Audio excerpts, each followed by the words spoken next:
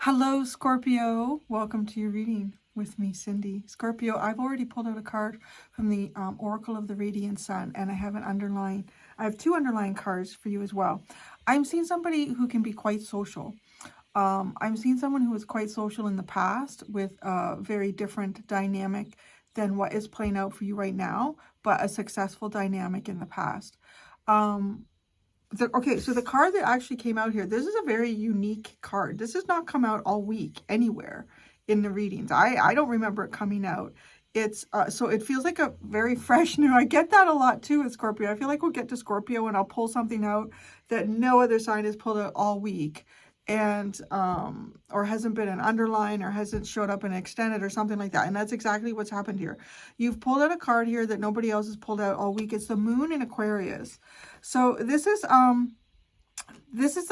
type of person here who, and you could be coming to this reading. You can't have a Moon in Aquarius. You don't have to though.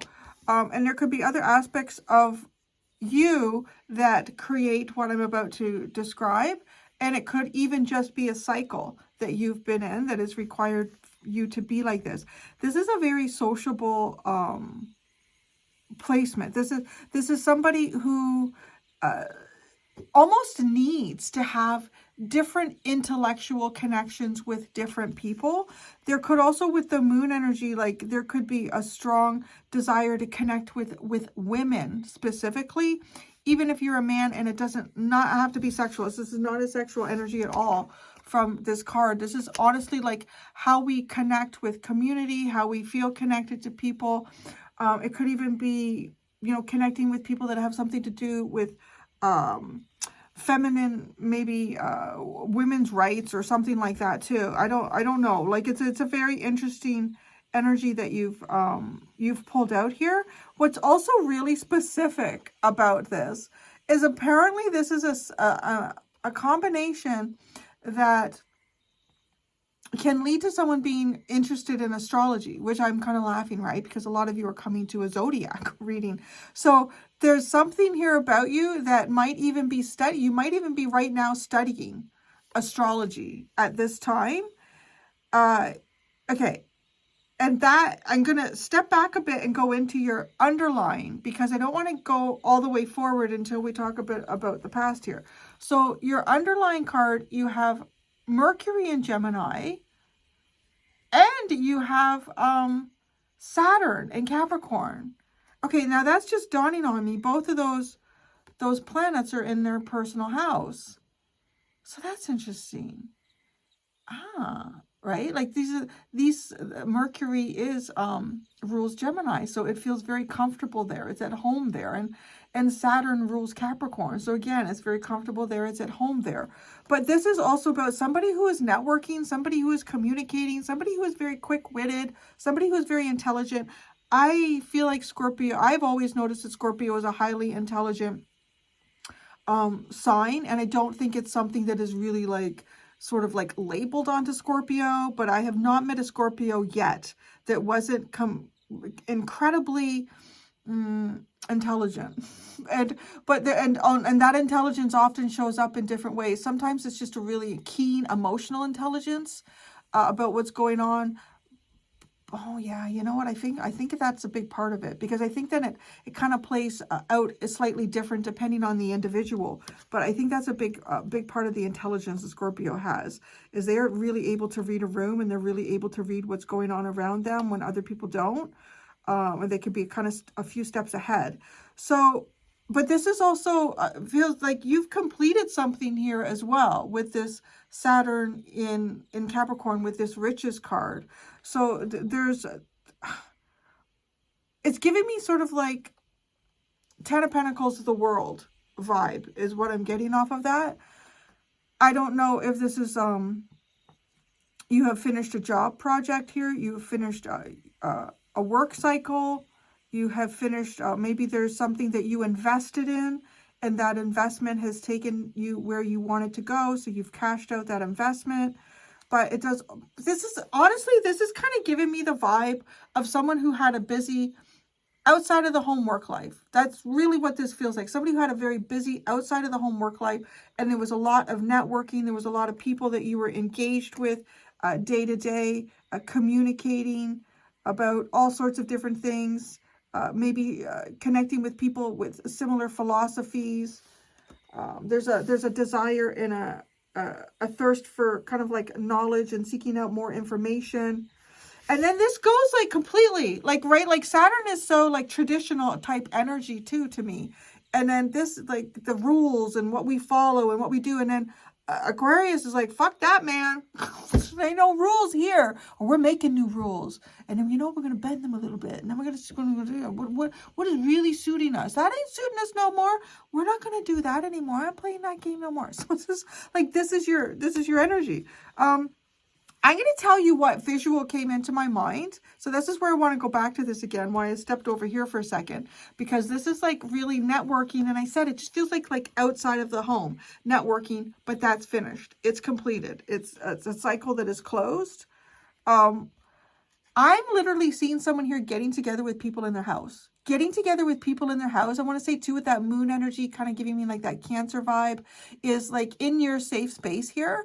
And networking with people. And because it's Aquarius, maybe these people aren't even in your home. This could be like online in some way, but there's a strong indication towards astrology with this, which I thought was really fascinating. Like it literally, like in the book here, I took a second, I read about it, and it said this placement, people with a moon in Aquarius have a really strong penchant here for really getting into astrology, but there's also a real desire here to connect with like-minded people about ideas that are a little bit out of left field, right? Like this is the traditional, and then this is not. So there could also be, you could maybe, it doesn't mean that you have finished a work cycle here. Maybe you still go to work, but you might be focusing more on unusual or, not the beaten down path of knowledge. You're going down areas that a lot of people don't look into. But this network, it's like this networking thing is just as important, but it's being done in a completely different way. Yeah, this is someone who it's really important to have a wide variety of people that you connect with. And it's funny too, because it also describes this energy as someone who can, one day you might be really focused on well, I would say one day. You could for a couple of weeks or something be really focused on somebody. And then that can jump to somebody else. And then it can jump to another person. But you will cycle around again. And it... because this is also, I want to say like it's air energy. So there's kind of busy mind energy with this as well. Independence, isn't that funny? Because it's independence. It's independence. But I think that's the part there where I was going, like you can jump around and move around. Your mind needs to be busy, but you also can't feel tied down. And maybe that's part of like sort of, maybe focusing a little bit on, a small group of people or a person for a little while. And then it's like, you just feel like, I need to pull back. I can't be, I need somebody else to talk to. Or maybe you start to feel like you're being pulled down. Which is really interesting because this is the kind of energy where I feel like you could. With that. So, okay. Maybe that's something that you're recognizing about yourself. Like, even if it doesn't have to do with, a change in work or a focus at home or the way you're networking, there is, maybe there's, yeah, I don't know. Let's just see. What is this, this independence energy? You're independent. The 8, wow. Oh, wow. That's interesting. The 8 of Cups. Oh, let's just, okay. I went into the book because there's something really significant about this 8 of Cups, about like emotions being sort of like detached from them at times, but there's a lot more to it. I'm going to read you this. Okay. I'm going to read you. There isn't just a little spot here. So, okay. Moon Aquarians require complete freedom of expression for their feelings, coming and going as they please physically and emotionally. Often, Aquarians are stubborn or just perverse when others get a little too close and clingy. They switch emotions quickly from friend to friend and mood to mood. Friendship on a broad level keeps Moon Aquarians emotionally high, right? Like needing all this contact or needing a variety of contact. This means plenty of friends, plenty of new contacts, and a great deal of conversation. Lasting friendships with women are more than usually important for people with this aspect, reflecting the feminine moon placed in the sign. The Aquarian desire for constant contact with others is valued in order to exchange, form, and reform ideas, the bond being more usually with the mind than with the heart. See, we have the Eight of Cups here. This card describes someone whose feelings and emotions tend to be rationalized and thought over interminably. Moon Aquarius is also traditionally a planet sign combination that indicates an astrologer. Often when this card occurs in a reading, it shows that the person asking the question is trapped in a mental whirlwind. It indicates a need to let go of emotions and to allow feelings to express themselves without rationalizing them. It also suggests that the questioner's home will be used in the future for group meetings with some kind of good cause or humanitarian subject. Events, some kind of unconventional assistance, original ideas brought to bear on a situation or subject, second opinion canvassed, and interest in astrology. See that? Okay, so maybe some of you are, maybe you've been trying to rationalize some type of feelings here that you have as well. And you're trying to detach yourself even just from the feelings also with this Eight of Cups. You're trying to be emotionally independent. That's what that looks like. You're trying to be emotionally independent right now, Scorpio. This Eight of Cups.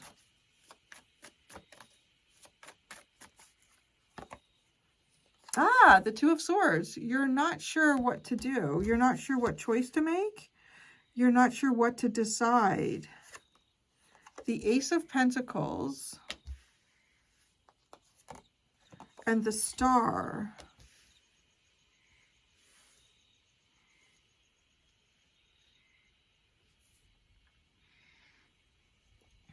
Tell me about the Star. That's interesting. Let's give him that. Well, it's Aquarius again. That's it's weird. It's bringing up this really strong astrology vibe. I don't know if somebody here is studying astrology, wanting to do something with it. The Star. The Ten of Wands. The Two of Cups. And the Devil. Okay.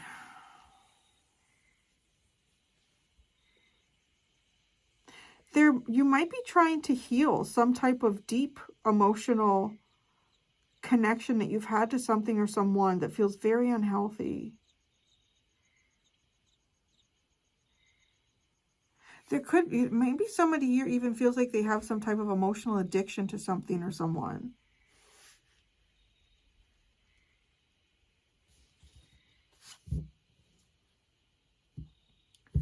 Yeah, you were trying to be independent of your feelings. You may have been rationalizing your feelings, and that may have got you too much into your head. So it's almost like just trying to detach from them. Then you won't think about them. I don't know. I want to say maybe that's a good idea. You know, what I'm seeing, it was Two of Cups and the Devil.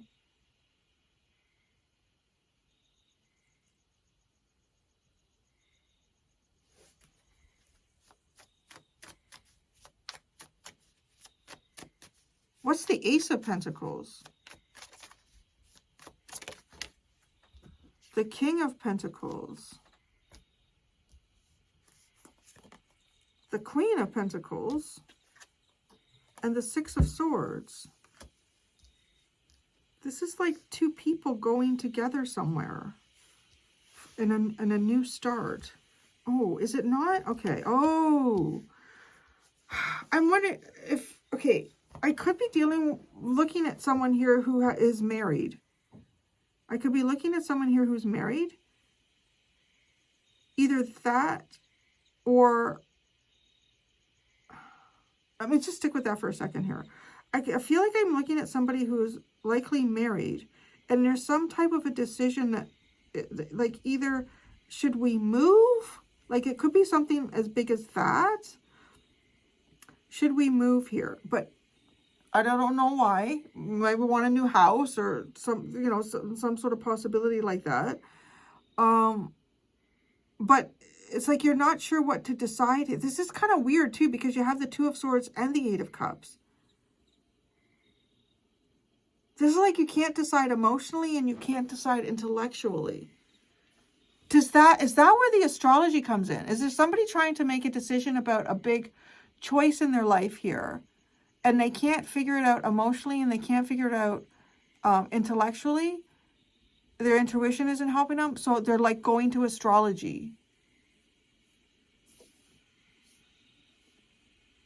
You and somebody else here, it's like you don't feel the same way about something. You don't look at something the same way. Like if you're trying to make a decision with another person here, or if you're trying to make a decision about another person. There's a struggle here about how you feel and how this person feels or thinks.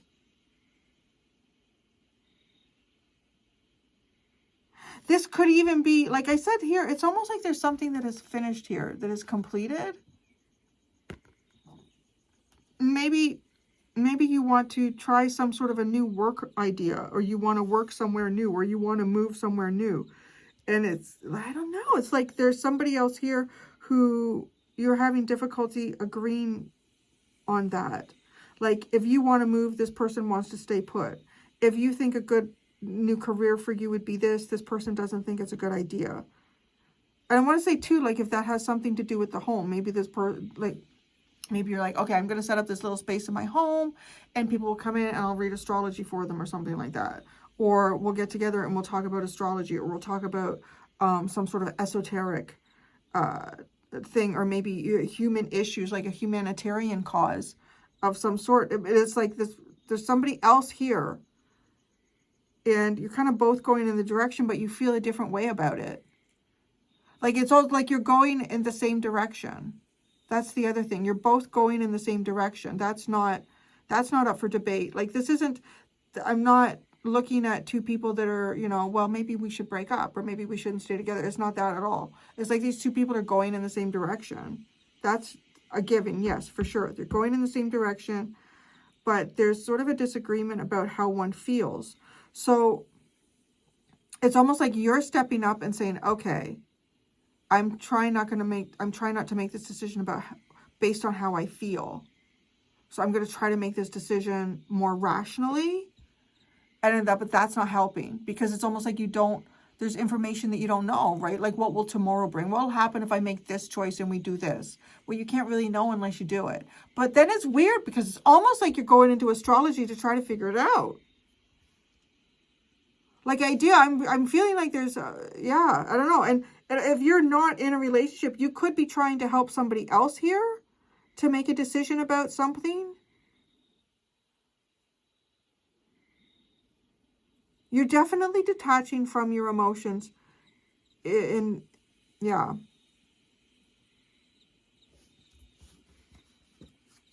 What was this in the past, this excitement with Mercury and Gemini?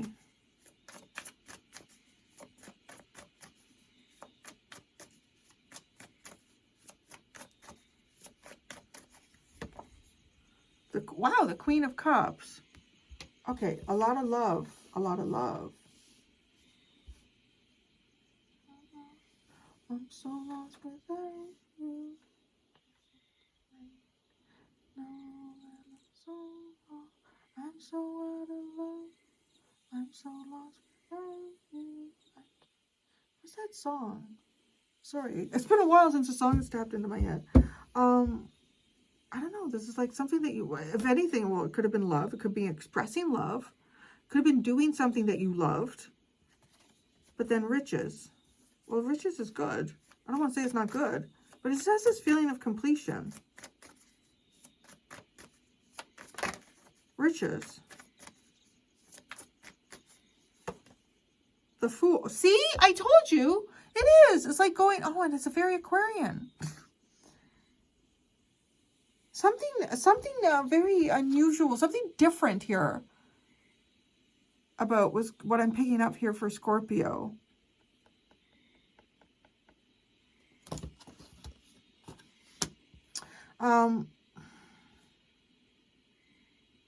It's also interesting to note, right? Like your planet, Pluto, your ruler, just went from Capricorn to Aquarius. Why do I feel like I said something like that last week? That when your planet goes into other placements, it picks up in the readings. It's like you guys have like this, I don't want to say that other signs don't though, but there's something very specific about like an energetic tether that exists between Scorpio and Pluto and where it sits. Because literally that's crazy, right? Like it's come out of Capricorn and now it's in Aquarius. And there it is with the cards. And you, like you're in this Aquarian period.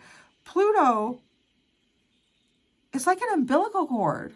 That's exactly what it is, which is interesting, right? It's like an umbilical cord. Because now you're in this Aquarian energy. Your planet, your ruling planet is in Aquarius. And you have a double Aquarius card here with the star and the moon in Aquarius. Are you feeling, maybe you're feeling a little bit detached from your emotions now, like something feels a little bit strange, or maybe your emotions are feeling strange, or maybe you're feeling emotionally connected to things that you normally wouldn't, or maybe you're becoming more in tune emotionally with certain humanitarian causes, or something is being awoken in you. You could also be wanting to move away from more traditional things here. Like, right, this is moving away from the King and Queen of Swords. It's the other way to, or Pentacles, the other way to look at that with the Six of Swords. But it's like you do it together with someone. Like, this reading doesn't feel like I'm picking up on, and I'm finished with this person, I'm going somewhere else. It's like, no, these two people are on this journey together. On this journey together here.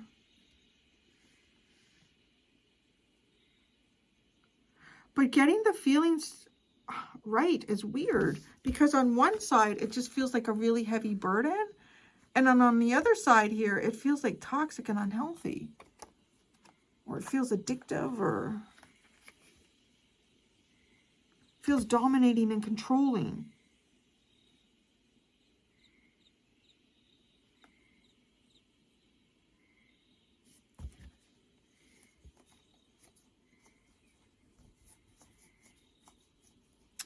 Goodness. We start with the Four of Cups, the Four of Swords, Justice, the King of Swords, Judgment, the Tower, and the Seven of Swords. My goodness. This is kind of like, it starts off being in a bit of a sour mood. It's like being in a bit of a sour mood, and maybe just like, you know, I'm fed up with where I am. I'm fed up with what I'm doing. I don't like anything that I see going on around me. So I'm going to take a break here. I'm going to take a break, and that's great. That's great, because then Justice comes in the King of Swords. It's almost like, right, like it brings some type of balance into your life by taking this break, taking even a little bit of a rest, and it gives you like a clear mind. But then Judgment comes in, the Tower and the Seven of Swords. So it'll almost like, get the fuck out of here. So it just feels like get the fuck out of here. And what is that? What happened there? Or trying to get the hell out of Dodge, man.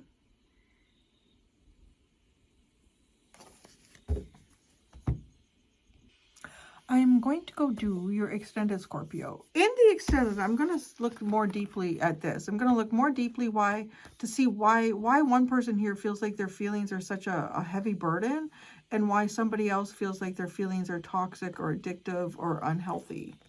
I'm going to do that in the extended, Scorpio. There's two options in the description below if you would like to follow me to the extended. Thank you so much, Scorpios. Until next time, be gentle with yourselves. Bye.